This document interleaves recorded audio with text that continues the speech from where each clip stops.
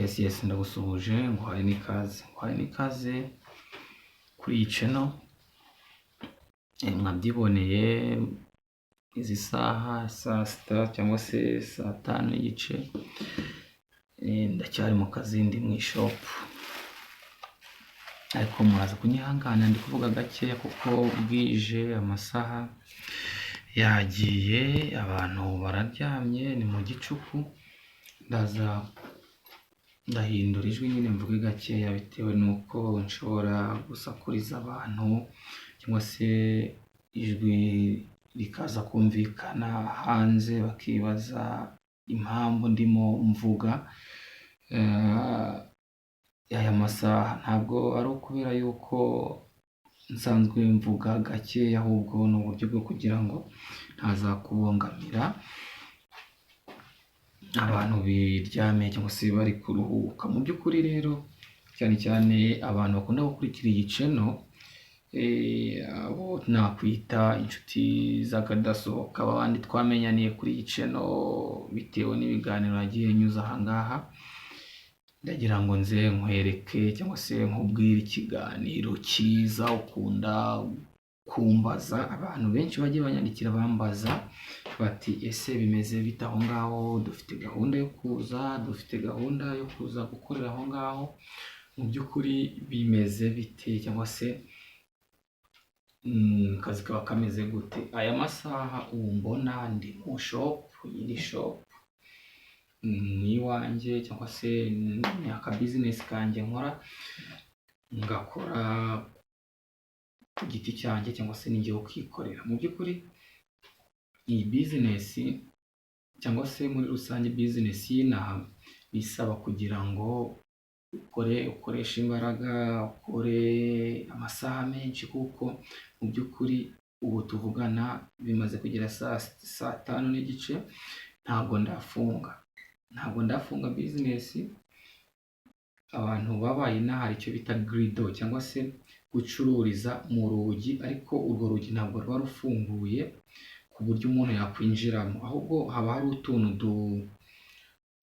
haba hari ikindi kintu kimeze, akandi kantu kameze nk'urugi kaba gafunze ku buryo umuntu atakwinjiramo, ukaba wamuhereza icyo ashaka kugura umuntu unyujije muri ako kantuza bita grido.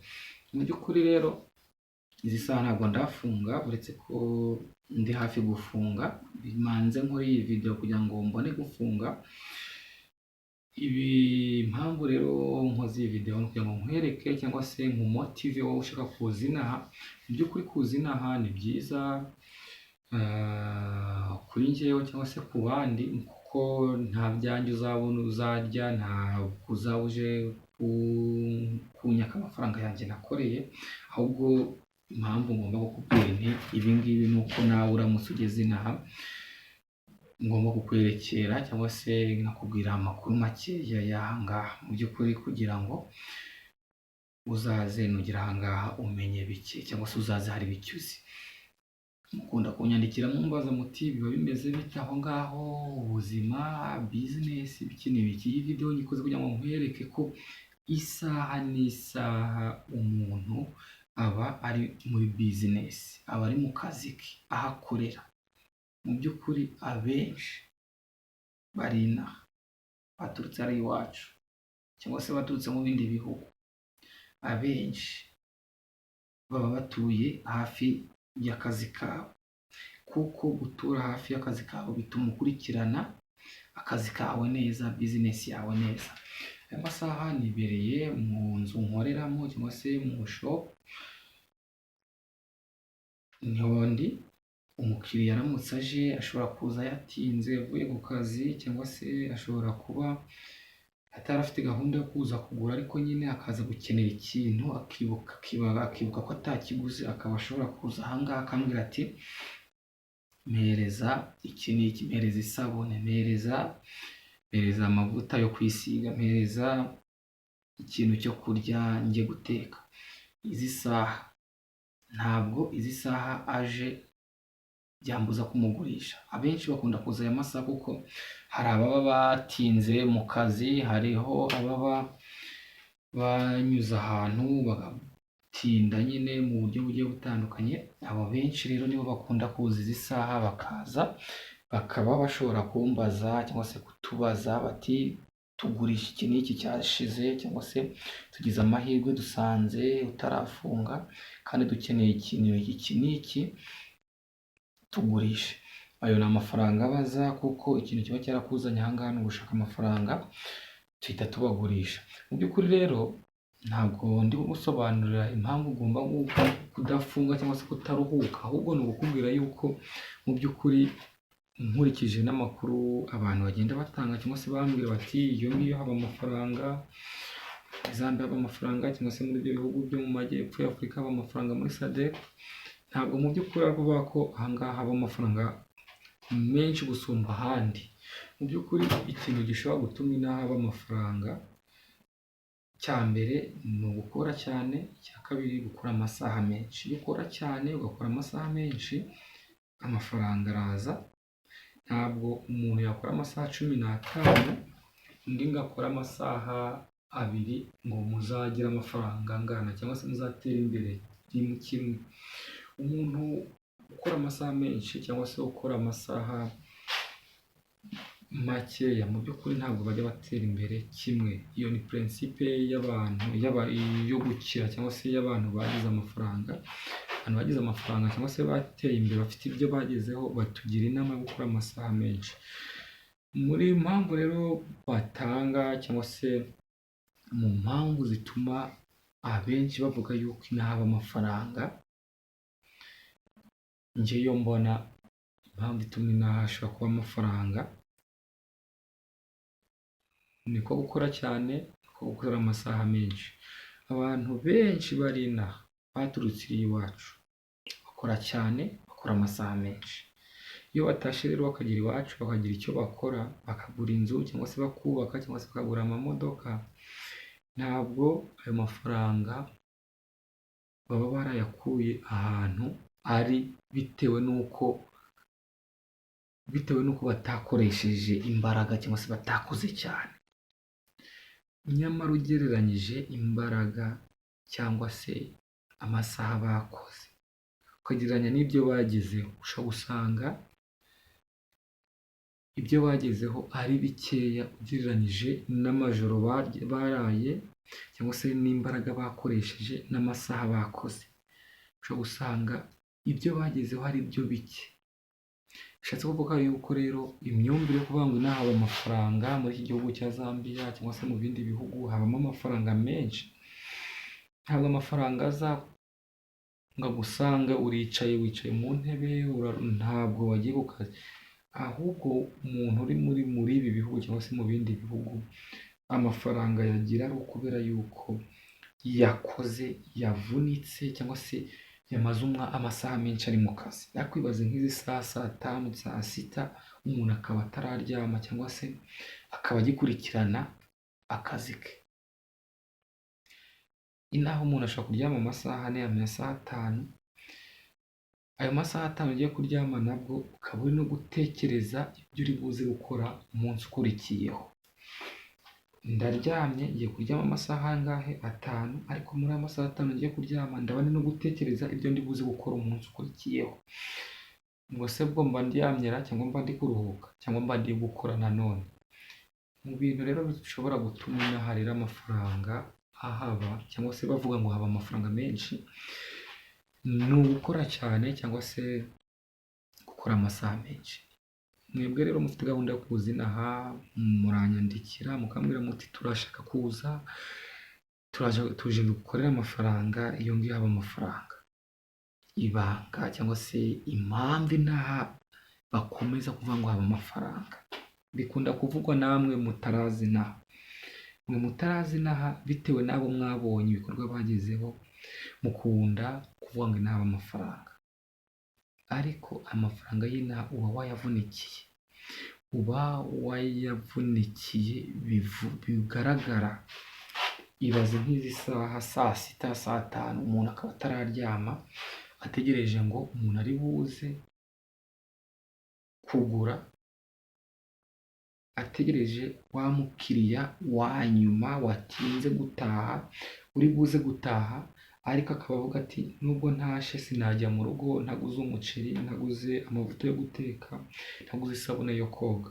Umuntu akaba ageza saa sita saa tanu ategereje uwo muntu. Mu by'ukuri uwo muntu nagira amafaranga ntabwo wowe waza ngo umbwire ngo inaha haba amafaranga, ntabwo ariko bimeze. Ahantu hose hari amafaranga, ahubwo ikibitera ntabwo dukora amasaha menshi, ntabwo dukoresha imbaraga nyinshi. Impamvu rero ituma inaha haba amafaranga menshi niko gukora cyane, niko gukora amasaha menshi. Abafite gahunda yo kuza inaha rero muri benshi muranyandikira mumbaza amakuru, nkoze iyi video kugira ngo mbereke ko inaha nta masaha yo kuruhuka ahaba. Isaha n'isaha umuntu aba ari mu kazi, haba nijoro, haba ari ku manywa, haba ari ku cyumweru, haba ari ku gatandatu, haba ari ku gatanu. Mvuze y'amasaha ya minsi y'ama weekend, kuko ama weekend ku gatandatu, ku gatanu, ku cyumweru ni iminsi yo kuruhuka, cyangwa se ni iminsi y'ama weekend nyine abantu bajya gusenga, bajya gusura inshuti, bajya mu ahantu hose habaruhura. Aha ngaha ntabwo ariko bimeze. Igihe cyose umuntu aba ari mu kazi ashaka amafaranga, nta tegeko rihari ryo gukora iminsi yose cyangwa ryo gukora amasaha menshi. Ariko abantu benshi bari inaha bo mu bihugu byacu, bitewe n'icyabavanye iwabo n'icyabazanye inaha, abenshi bafite umutima wo gukora. Nawe rero nuza ukagera inaha ugomba kumenya uko inaha ariko hameze, ko kondisiyo yo kuba aha ngaha, yo gukorera inaha, yo gushaka amafaranga inaha ari ugukora cyane, gukora amasaha menshi kugira ngo ubone ayo mafaranga umuvuga yuko inaha hari. Abyiboneye izi saha ndi mu kazi, aha ngaha ndi mu kazi ni mu shop, uri kubibona ko ndi mu shop, niho mfatiye iyi video, ntabwo nyifatiye ahandi hantu.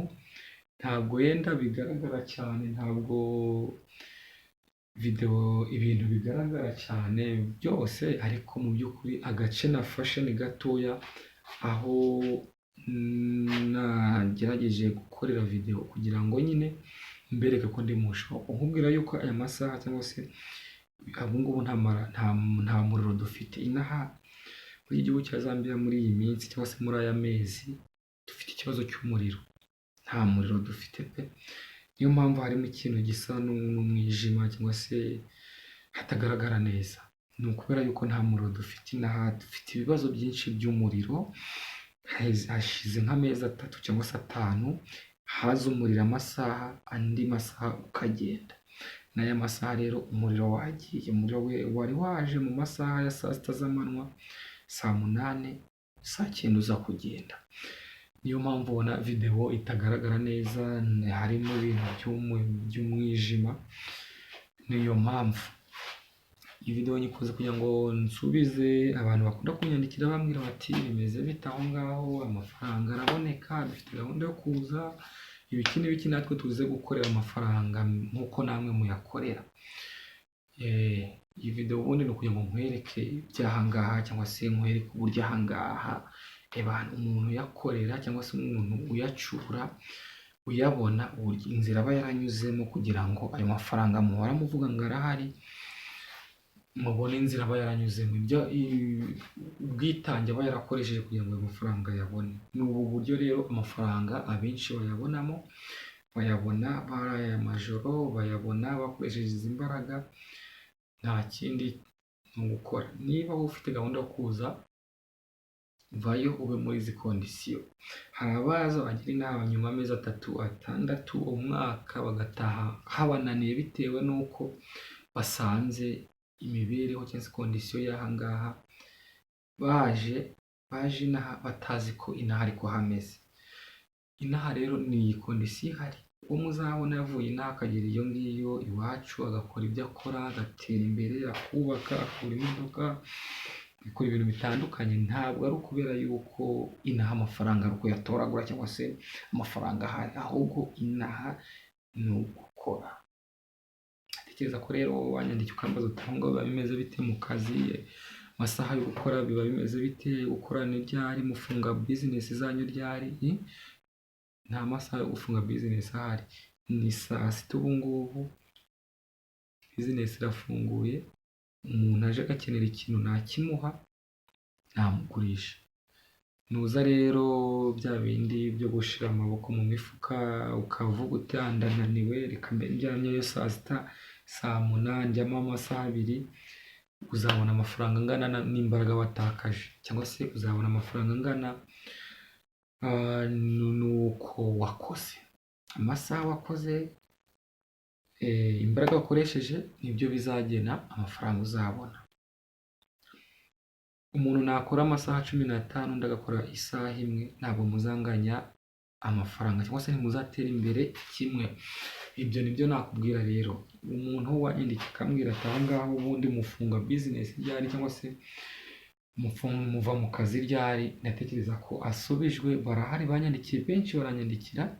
Aha ngaha icyo nakubwira cyo nta masaha yo gufungiraho business ahari cyangwa se yo kuruhukiraho. Ufite imbaraga wakorana nijoro, wakora uko ubyumva, wakoresha imbaraga uko ushoboye, biterwa nawe. Ndatekereza ko iyi video uribuze kumenya byinshi bijyanye n'uko inaha abantu b'iwacu iyo bageze muri iki gihugu uburyo bakora.